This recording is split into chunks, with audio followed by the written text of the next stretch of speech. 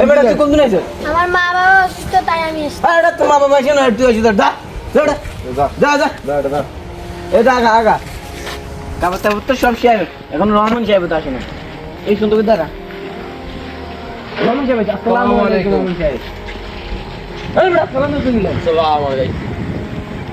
দেখি আমি দিয়ে আমি চলে যাবো কাজ আছে একটু এই বেটা সুন্দর দাঁড়া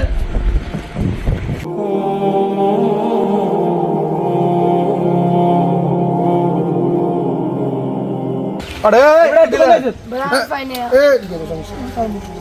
রহমান সাহেব আপনার ফোন আছে ধরুন